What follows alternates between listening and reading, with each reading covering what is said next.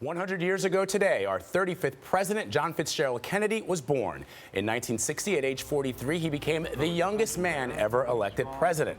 Kennedy's inauguration address included a famous line that still resonates today.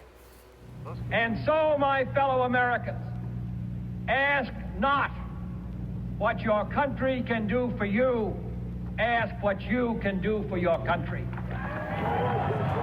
But Kennedy was also the youngest president to leave office. He was shot to death less than 3 years after that speech.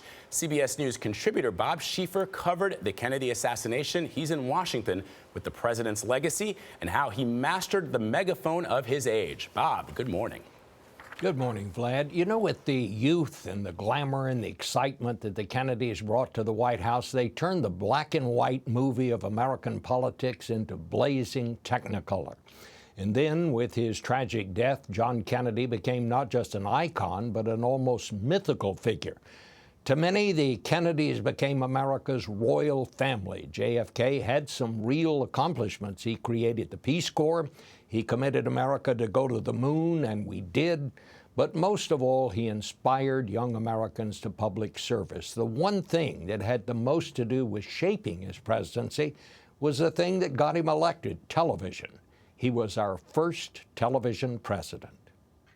The candidates need no introduction. The nation had never seen a presidential debate until the little-known senator from Massachusetts faced Republican Vice President Richard Nixon in 1960. Historian Robert Dallek remembers Kennedy as cool and presidential. Not so the vice president. Nixon was sweating. The makeup was running down his face. Somebody else said he looked as if they had embalmed him before he had died. And this gave Kennedy a significant advantage. Those who heard the debate on radio thought it a draw. Some even thought Nixon won. The price line has been held very well within the United States. But those who watched on TV thought Kennedy the clear winner. In what would be a very close election, analysts said the TV debate tipped the election to Kennedy. Kennedy became the first president to allow live coverage of his news conferences, and he held on average one every 16 days. That meeting should be probably prepared at a lower level, and then we could have it. He called it the 6 o'clock comedy hour. And the journalists loved him because he was witty, he was charming, engaging, and handsome. Kennedy was briefly a newspaper man in his youth. He understood the power of the press and understood how to put himself and his family in the best light. For a nation that is afraid to let its people judge the truth and falsehood in an open market is a nation that is afraid of its people. Through the new medium, Americans came to know Kennedy in a more personal way than any of his predecessors, which made his tragic death that day in Dallas all the more difficult to accept.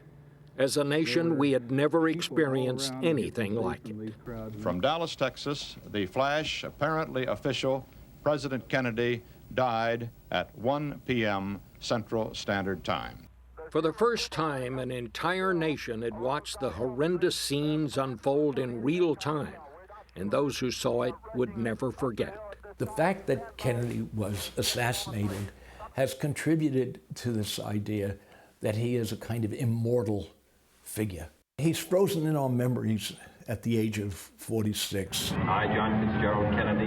JFK's presidency lasted just over 1,000 days. Even so, Americans still rate him among the top rank of modern presidents. He has a kind of charismatic hold on the public's imagination. And now we live in a time when people are very disillusioned with politics and with presidential leadership, and they look to the past. It becomes a kind of lifeline. Stephen Levinston, the author of a forthcoming book about Kennedy, sees a parallel in his mastery of television and President Trump's use of Twitter. So both of these men, without maybe realizing it entirely, rode the new media of their era into the White House.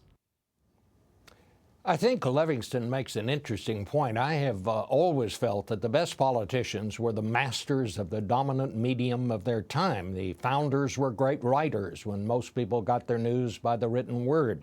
Franklin Roosevelt was the first to recognize the power of radio. Kennedy was the absolute best at television. And there's no question President Trump used Twitter to great effect in the campaign. But here's the difference. I don't remember anyone telling Kennedy, you need to stop doing so much television. But everywhere I turn, I hear Trump supporters saying, if only he would stop those tweets. So, Bob, do you think he's become less effective with Twitter now that he's in the White House? Well, he is going to have to find something other than Twitter to get this business about this investigation into what's going on to the Russians resolved. This thing is going to dog him till the end of his days unless he presents some evidence, unless he cooperates with the special counsel, unless he gets it all out there on the table. Until he does that, he can tweet till the cows come home, and it's not going to make any difference. Bob Schieffer with perspective we always appreciate. Bob, thank you. Thank you.